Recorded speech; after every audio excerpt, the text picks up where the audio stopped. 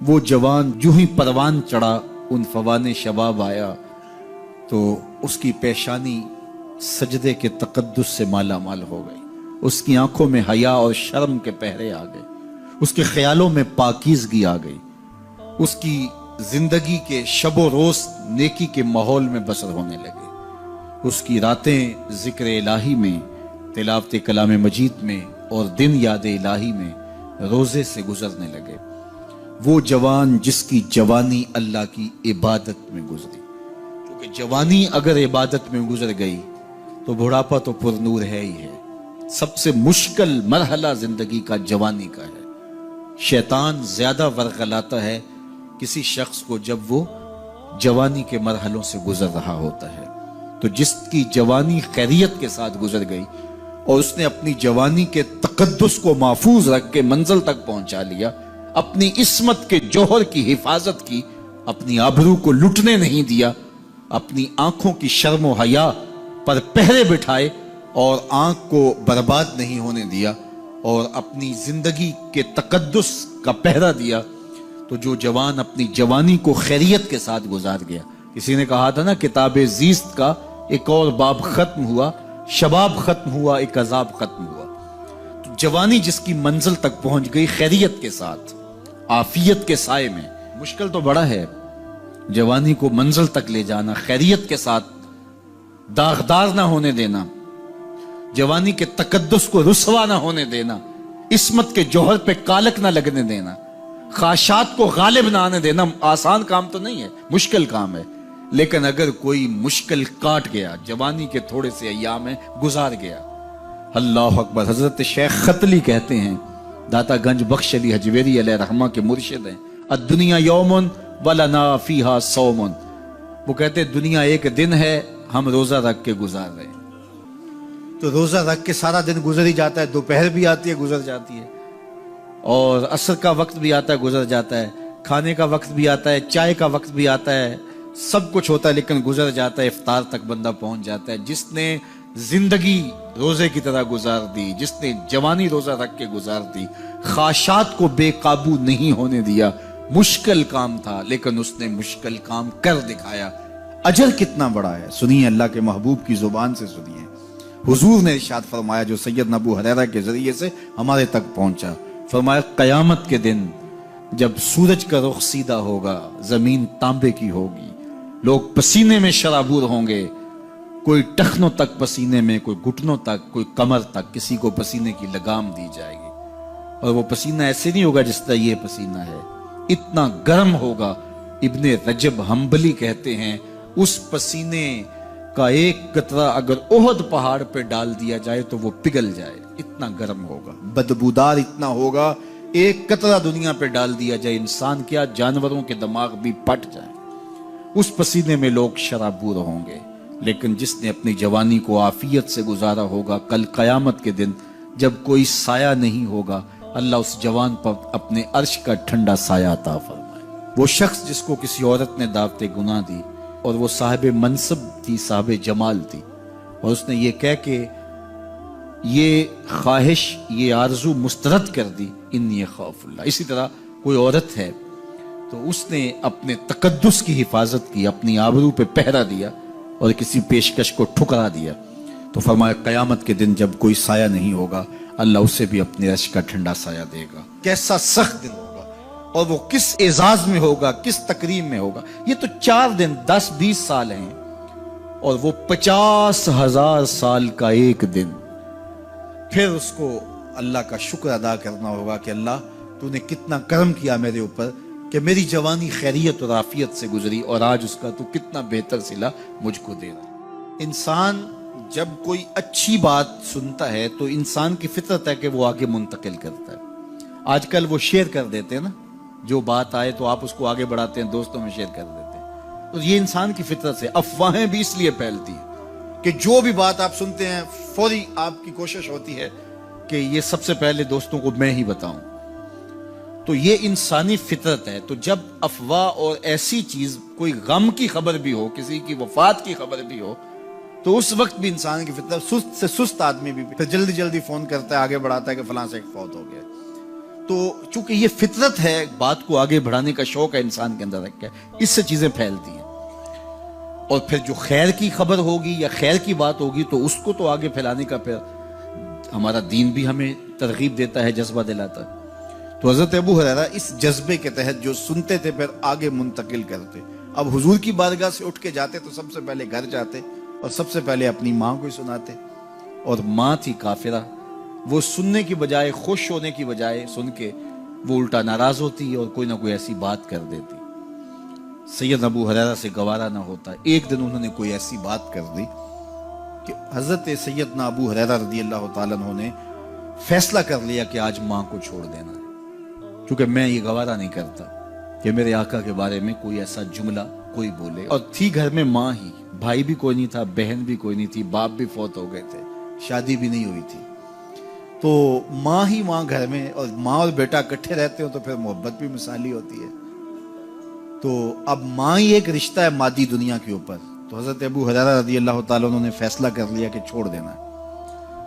چھوڑ کے گھر سے نکلے، لیکن دل ڈوب رہا ہے کہ ایک ہی تو رشتہ تھا وہ بھی گیا۔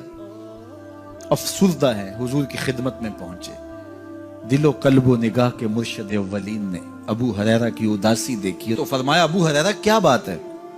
تو حضرت ابو ہریرہ جس طرح بندہ پھٹ نہیں پڑتا، تو عرض کی حضور میری ماں کی ہدایت کی دعا کر دیجئے۔ ساری کہانی 2 لفظوں میں بیان کر دی، میری ماں کی ہدایت کی دعا کر دیجئے۔ حضور نے نہیں پوچھا کیا ہوا، کیا ماجرا ہوا، فوراً ہاتھ اٹھ گئے، اور لفظ کیا تھے؟ اللہم اہد ام ابی ہریرہ تھا، اے اللہ ابو ہریرہ کی ماں کو ہدایت دے دے۔ ادھر انہوں نے بے چینی سے یہ بات کہی، ادھر حضور کے ہاتھ اٹھے، پھر ان اٹھے ہوئے ہاتھوں کو خالی تو موڑا ہی نہیں جاتا، اجابت کا صحرا عنایت کا جوڑا، دلہن بن کے نکلی دعائے محمد صلی اللہ علیہ وسلم۔ تو حضور علیہ السلام نے ہاتھ اٹھا دی، حضرت ابو ہریرہ نے دوڑ لگا دی۔ کسی نے پوچھا ابو ہریرہ آج بڑی جلدی ہے؟ کہا آج ہی تو دیکھنا چاہتا ہوں، گھر پہلے میں پہنچتا ہوں یا حضور کی دعا پہلے پہنچتا ہوں؟ جا کے دروازے کو دستک دی، اندر پانی کے کھنکنے کی آواز آ رہی تھی جس طرح کوئی غسل کر رہا ہو۔ آواز دی تو آواز آئی، بیٹا ابو ہریرہ ٹھہرو، میں بھی آئی۔ کہا لہجے سے سمجھ گیا اس میں محمد عربی کی دعا بول رہی ہے۔ تھوڑی دیر کے بعد میری ماں آئی، تازہ آثار وضو سے اور غسل کی وجہ سے ان کے جو ہے وہ بالوں سے قطرے ٹپک رہے تھے، اور لبوں پر میرے حضور کا کلمہ جاری تھا۔ اللہ اکبر، سیدنا ابو ہریرہ تیرے مقدر پہ قربان۔ ایک سفر میں حضور علیہ السلام اور اصحاب گامزن تھے کہ راستے میں قیام کیا، تو ایک قبیلے کی صلح کروانے کے لیے حضور علیہ السلام تشریف لے گئے۔ وہاں کچھ تاخیر ہو گئی تو صحابہ نے حضرت ابوبکر صدیق کو کہا کہ حضور رک گئے ہیں تو نماز کا وقت جا رہا ہے، آپ نماز پڑھا دیجیے۔ تو حضرت ابوبکر صدیق رضی اللہ تعالیٰ عنہ مصلی پہ کھڑے ہو گئے۔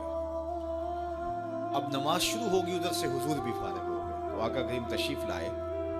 تو آقا کریم علیہ السلام جو ہی تشریف لائے تو صحابہ کی صفیں بندی ہوئی تھی، حضور کو دیکھا انہوں نے راستہ چھوڑ دیا، پیچھے سے لے کر کے مصلی تک صحابہ نے حالت نماز کے اندر حضور کے لیے راہ کشادہ کر دی۔ کاش کہ یہ حدیث سب لوگوں نے پڑھی ہوتی اور امت میں اتنے فرقے نہ بنتے، اور یہ سوچ کبھی نہ پنپتی کہ نبی کے خیال سے نماز ٹوٹتی ہے۔ یہاں تو راستے چھوڑے جا رہے ہیں، یہاں تو پروٹوکول دیا جا رہا ہے۔ اللہ اکبر، اور یہ حدیث کہیں چھپی نہیں ہے، بخاری کے اندر چھپی ہوئی۔ اللہ اکبر، آقا کریم علیہ السلام تشریف لائے تو صحابہ نے راستہ چھوڑنا شروع کر دیا، نماز بھی چل رہی ہے اور حضور کا راستہ بھی چھوڑ رہے ہیں۔ بالکل حضرت ابوبکر صدیق کے پیچھے آ کے حضور کھڑے ہو گئے۔ وابوبکر لا یلتفت یمینا ولا یسارا، جب آپ نماز پڑھتے تھے تو نہ دائیں دیکھتے نہ بائیں دیکھتے، پوری توجہ انہماک ہوتا، وہ اپنی کیفیات کے جہان میں ڈوبے تھے، اور حضور آ کے پیچھے کھڑے ہو گئے۔ صحابہ نے اپنے ہاتھوں کی پشت پہ ہاتھ مارنے شروع کر دیے۔ مقعن و تصدیہ، قرآن نے تالی لگانا، سیٹی مارنا، یہ شیطانی اعمال ہیں، لیکن ہاتھ کی پشت پہ ہاتھ مار کے متنبع کرنا یہ مختلف مواقع کے اوپر یہ جائز ہے۔ تو اب جب حضور آ کے پیچھے کھڑے ہو گئے اور صحابہ سمجھے کہ حضرت ابوبکر صدیق ایک استغراق کے عالم میں ہیں، ایک کیفیت کے جہاں میں ڈوبے ہیں، تو انہوں نے اپنے ہاتھوں کی پشت پشتوں پہ ہاتھ مارنے شروع کر دیے۔ تو حضرت صدیق اکبر سمجھ گئے کوئی غیر معمولی واقعہ ہو گیا، دیکھا پیچھے حضور کھڑے تھے۔ اللہ اکبر! تو حضرت صدیق اکبر مصلی سے سرک کے پیچھے آنے لگے تو آقا کریم نے اشارہ کیا رکو، نماز پڑھاؤ۔ سیدنا صدیق اکبر اس کے باوجود پیچھے آ گئے۔ کبھی ہوتا ہے حکم اور کبھی ادب آگے ہوتا ہے۔ اللہ اکبر! حضرت سیدنا علی المرتضیٰ رضی اللہ تعالی عنہ کو کہا نا حضور نے صلح حدیبیہ کے موقع پہ صلح نامہ لکھوایا جا چکا، تو لکھا یہ محمد رسول اللہ اور قریش کی جانب سے ہے۔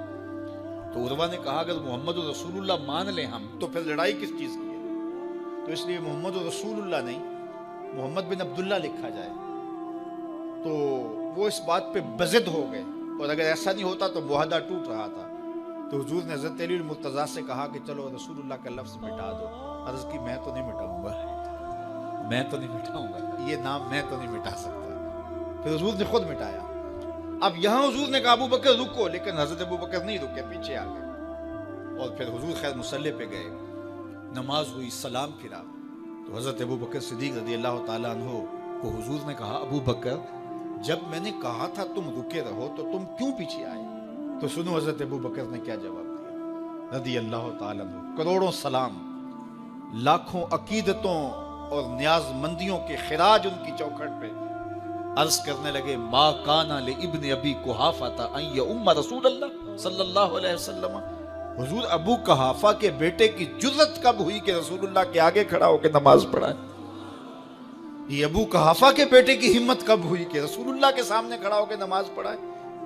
تو ادب پہلا کرینہ ہے محبت کے کرینوں میں۔ حضرت ابو بکر صدیق رضی اللہ تعالی عنہ نے اگر حضور علیہ الصلوۃ والسلام کی اطاعت اور حضور کی محبت، ادب، فرما برداری اور جانثاری کے انوکھے باب رقم کیے ہیں، لیکن حضور نے بھی ان کو جو اعزازات دیے۔ ایک خاتون آئی مسئلہ پوچھنے، آقا کریم نے فرمایا پھر آ جانا۔ اس نے کہا پھر آؤں اور آپ نہ ملے؟ تو کہا میں نہ ملوں ابو بکر تو ملیں گے نا۔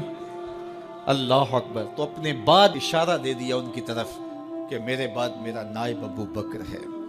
اللہ اکبر! عزتوں کی مسند اور عزتوں کی معراج اور عزتوں کے مقام پہ سیدنا صدیق اکبر رضی اللہ تعالی عنہ کو بٹھایا۔ میرے والد گرامی رحمت اللہ تعالی علیہ نے پوری زندگی میں کوئی ایک تقریر بھی ایسی نہیں کی جس میں یہ اشعار نہ پڑے ہوں۔ جب وہ خطبہ پڑھتے تھے تو خطبہ پڑھنے کے بعد یہ اشعار پڑھا کرتے تھے جس میں اس کی کیفیت ہے کہ جو حضور کے شہر میں جانے کے لیے تڑپتا ہے۔ ز مہجوری برآمد جان عالم، ز مہجوری برآمد جان عالم، تراحم یا نبی اللہ تراحم۔ کہ عرض کی جا رہی حضور آپ کی جدائی میں پورے جہان کی جان نکل رہی۔ ز مہجوری برآمد جان عالم، تراحم یا نبی اللہ تراحم، نہ آخر رحمت للعالمین، ز محرومہ چرا فارغ نشینی، بروں سر از برد یمانی، کہ روئے تست صبح زندگانی۔ حضور اپنا سر انور اس یمنی چادر سے ذرا نکالیے، چونکہ آپ کا چہرہ انور زندگی کی صبح ہے، زندگی کی بہار ہے۔ ادیم طائف نعلین پاکن، شراک از رشتہ جاں ہائے ماکن۔ اللہ اکبر! جامی علیہ رحمہ کا انداز کتنا دل آویز ہے۔ وہ کہتے ہیں حضور آپ طائف کے بنے ہوئے چمڑے کے جوتے پاؤں کی زینت بنائیں۔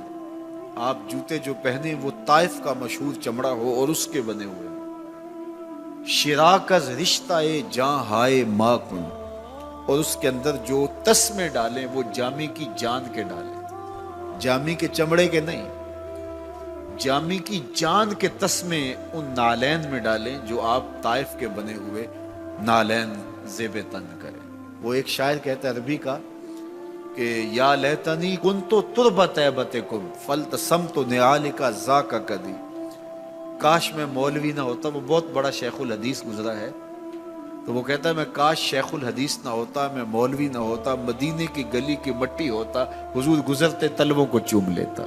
چے باشد گر کنی سوئم نگاہے، ہمیشہ گر نہ باشد گاہے گاہے، نگاہے یا رسول اللہ نگاہے، صد ہزاراں جبریل اندر بشر، بہر حق سوئے غریبہ یک نظر، یا رسول اللہ انظر حالنا، یا حبیب اللہ اسما قالنا، اننی فی بحر غم مغرق خذ یدی ساحل لنا اشکالنا، یا صاحب الجمال و یا سید البشر من وجهک المنیر لقد نور القمر، لا یمکن الثناء کما کان حقہ بعد از خدا بزرگ توئی قصہ مختصر۔ ساری کہانی آ کے یہی ختم ہوتی ہے۔ تو یہ میری اور آپ کی سعادت مندی ہے۔ اللہ کی توفیق سے آپ کے لیے اور آپ میرے لیے محبت اور دعا کے جذبات رکھتے ہیں، اور ہم ایک دوسرے کے لیے دعا گو ہیں کہ آج میں حاضر ہوا ہوں اور آپ نے جو ہے وہ میرے لیے اپنی آنکھوں کی چمک اور محبت پیش کی ہے۔ اللہ یہ دن آپ کو بھی نصیب کرے۔